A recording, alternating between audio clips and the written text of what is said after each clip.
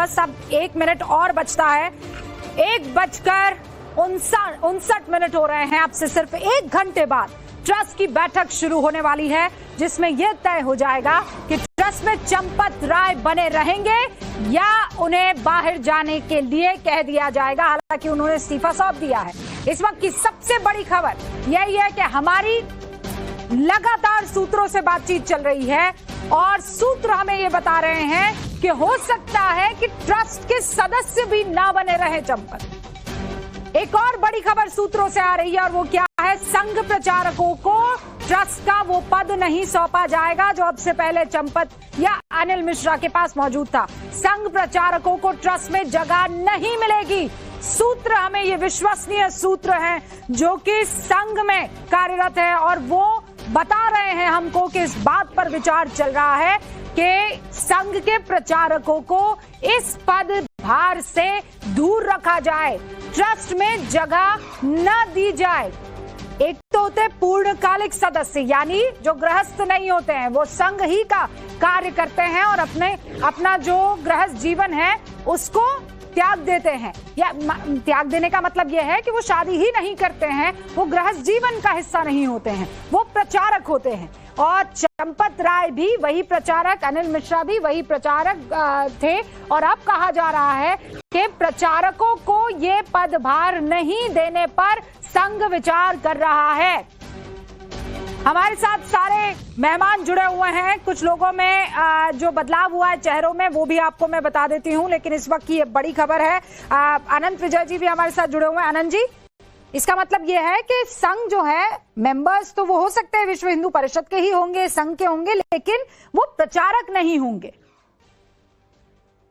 अनंत जी, ये अगर ऐसा निर्णय होता है तो अच्छा होगा, क्योंकि मुझे लगता है कि जिस प्रकार से प्रोफेशनली इस ट्रस्ट को चलाने की आवश्यकता है, मैं ये नहीं कह रहा हूं कि प्रचारक प्रोफेशनल नहीं होते हैं। बहुत सारे ऐसे IIT और IIM के लोग हैं जो प्रचारक की जिंदगी जी रहे हैं, लेकिन अगर इस प्रकार से कोई निर्णय लिया जाता और प्रोफेशनल्स के हाथ में मंदिर का प्रबंधन और व्यवस्था दी जाती है तो ये एक स्वागत योग्य कदम होगा, क्योंकि इसी में लैग कर रही थी मंदिर। और जो व्यवस्था थी, इसी व्यवस्था के लूप होल को का फायदा उठाते हुए चोरों ने चोरी की, चढ़ावा चोरी की और भरपूर चोरी की और लंबे समय तक की। तो ये व्यवस्था की जो कमियां थी, खामियां थी, उसको उजागर करती है। अगर संघ इस प्रकार का कोई निर्णय ले रहा है तो मुझे लगता है कि वो प्रोफेशनली ट्रस्ट को चलाने की ओर श्री राम तीर्थ सेवा न्यास बढ़ रही है।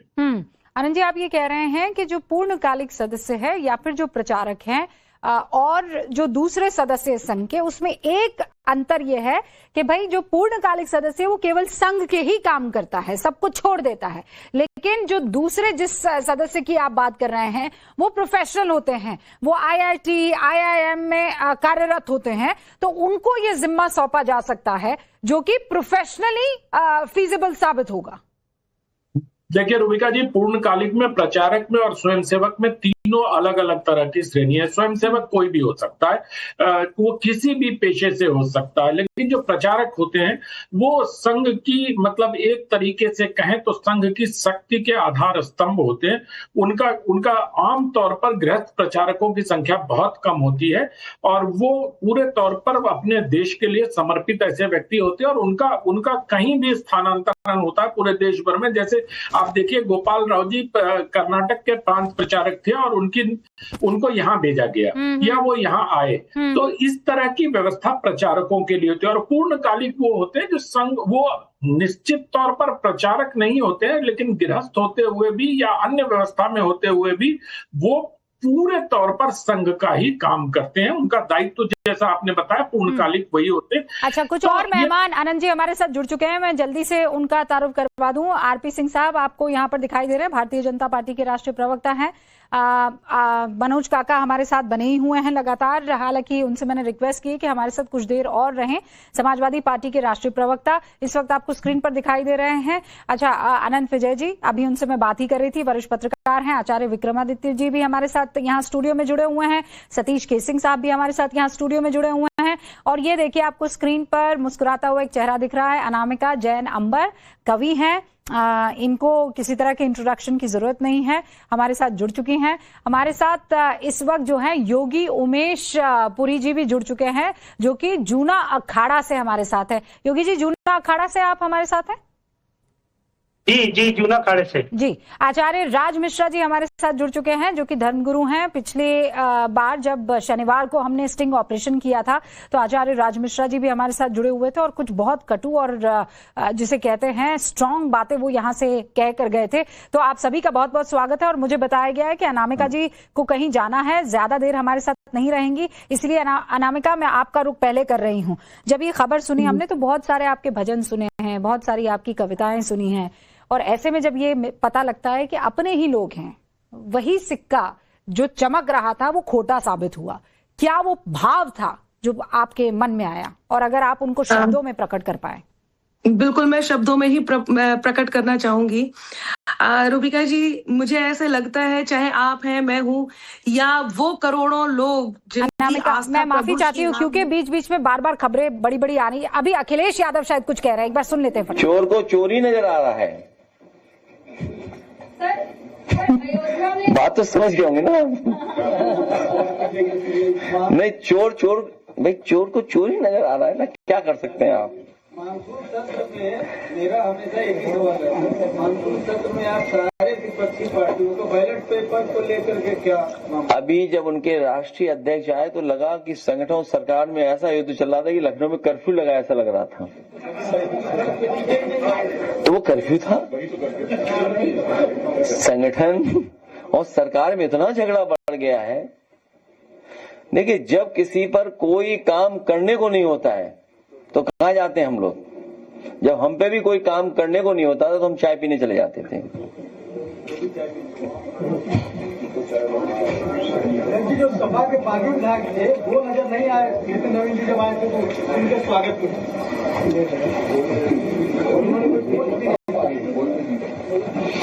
ये तो देखिए, ये कोई सवाल नहीं है। लखनऊ पूछो।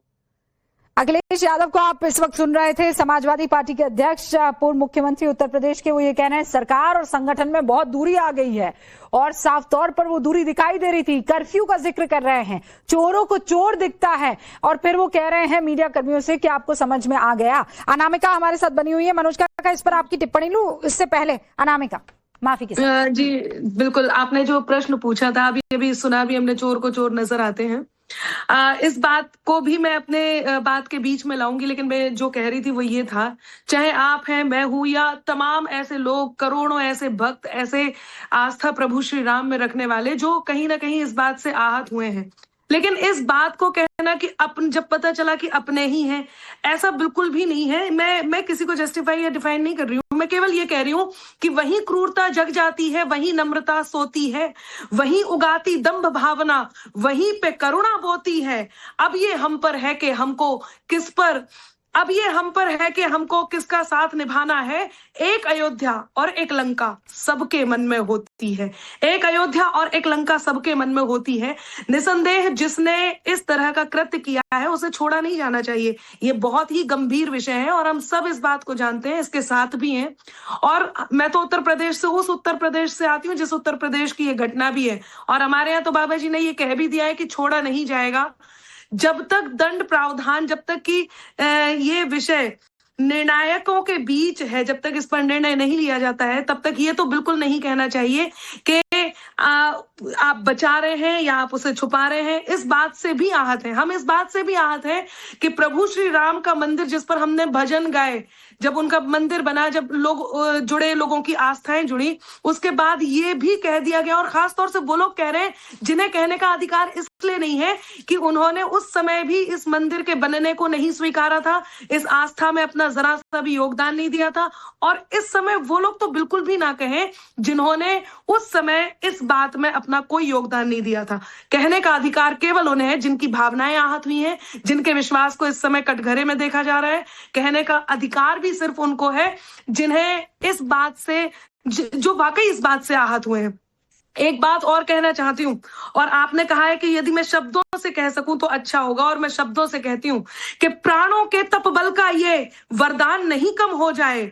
जो लोग कह रहे हैं वो कहते हुए जरा सोच समझ के बात करें इस समय उनसे जिन्होंने कृत्य किया है और आस्था के नाम पे कृत्य किया है, जो कि महापाप है, उनको नहीं छोड़ा जाना चाहिए। लेकिन जिनका लक्ष्य ये नहीं था, उद्देश्य ये नहीं था, कम से कम उन्हें इसमें नहीं तोलना चाहिए एक तराजू में सबको नहीं, कि प्राणों के तपबल का ये वरदान नहीं कम हो जाए, वीर बापुरे बेटों का सम्मान नहीं कम हो जाए, और चंदे के हर चोर को अंबर सजा मिले पर याद रहे, कि चंदे के हर चोर को अंबर सजा मिले पर याद रहे, अपराधों से बलिदानों का मान नहीं कम हो जाए।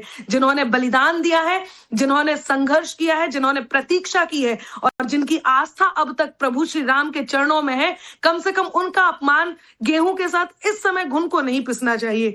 और बता देती हूं, जो चल रहा है, कहीं ना कहीं आपने कहा कि जब पता चलता है कि अपने ऐसा करते हैं, हाँ ठीक है, कहीं ना कहीं यदि पता चला है तो उसमें भी ऐसा होता है कि मत के प्राण को अपने दांव लगाकर छत्ता एक बनाती है, प्राण को अपने दांव लगाकर छत्ता एक बनाती है, उड़कर जाती कली कली पर रस लेकर वो आती है, और मधुर शहद जब बनता अंबर मधुमक्खी की मेहनत से, कि मधुर शहद जब बनता अंबर मधुमक्खी की मेहनत से, उसमें छल से हिस्सा लेने हर चींटी चली आती है।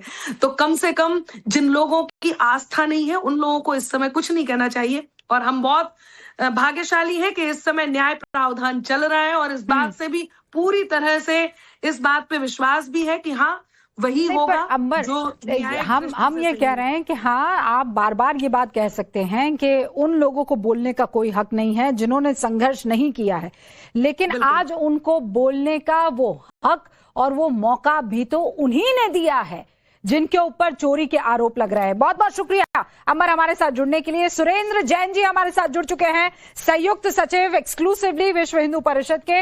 बहुत बहुत स्वागत है सुरेंद्र जैन जी आपका। आज एक बड़ा दिन है और मैं तो ये कहूंगी कि आज जो है इम्तिहान का दिन है।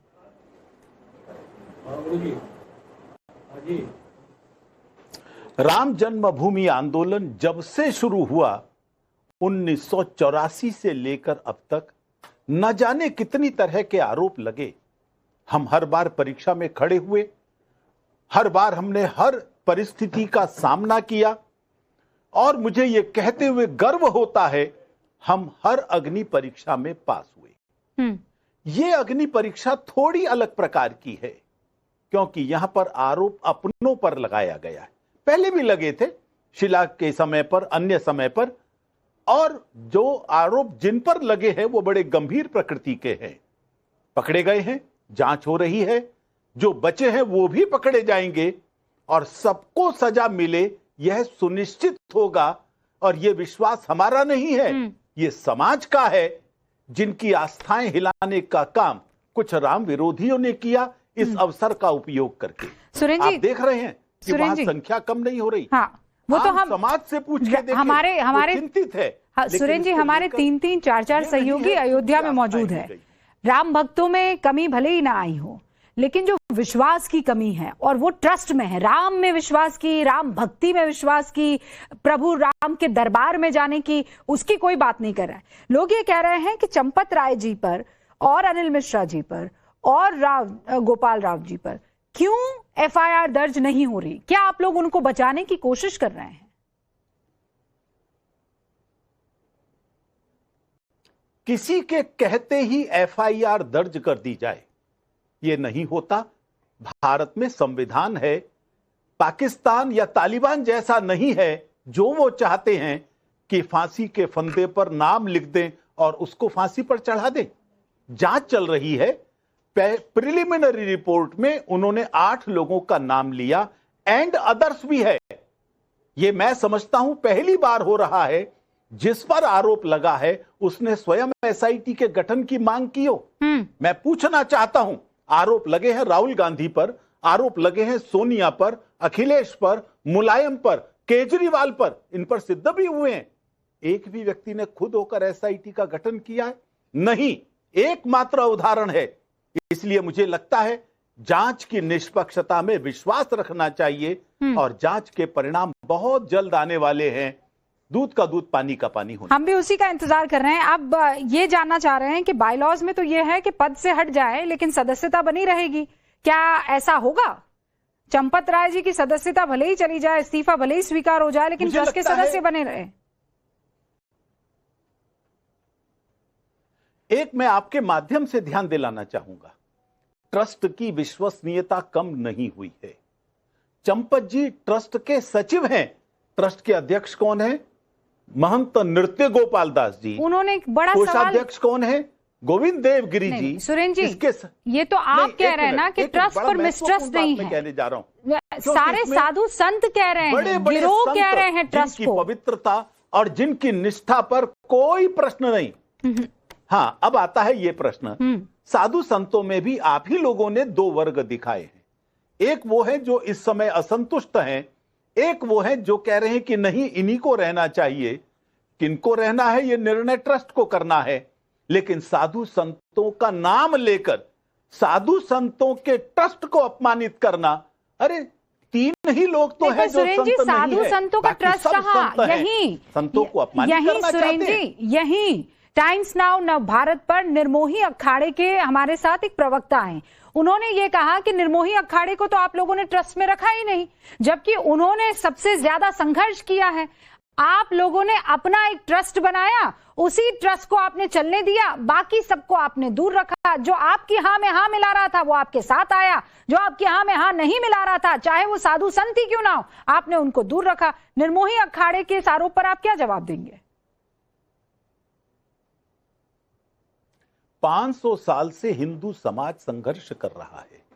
किसी एक अखाड़े को नहीं, हम संपूर्ण संत समाज को इसका श्रेय देते हैं। किस कारण से कौन नहीं रखा गया, इस पर विश्लेषण हो सकता है, लेकिन नाराजगी ध्यान में आ रही है ना।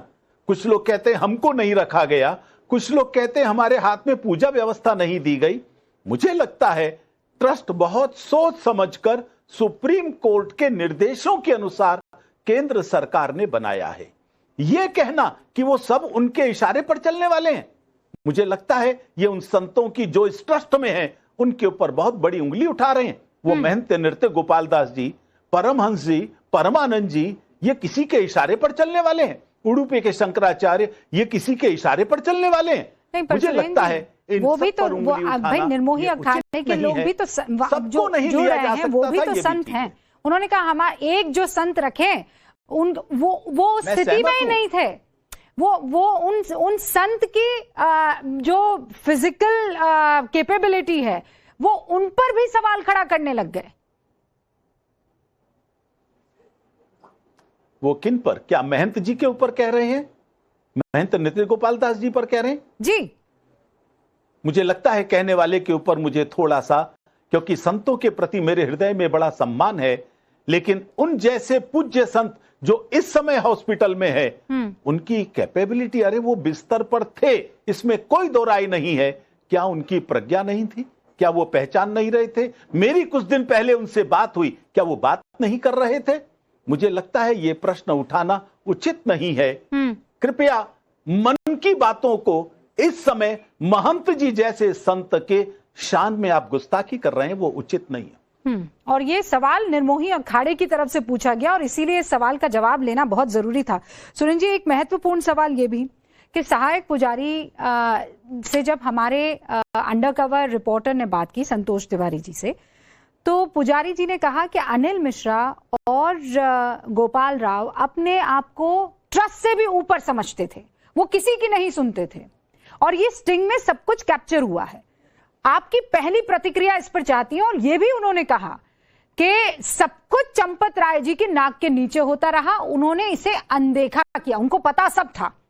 ये भी उन्होंने कहा कि जब सरकार के अंडर में ये ट्रस्ट था तो सब कुछ ठीक चल रहा था, अब तो हम भी यानी पुजारी भी अपमानित महसूस करते हैं।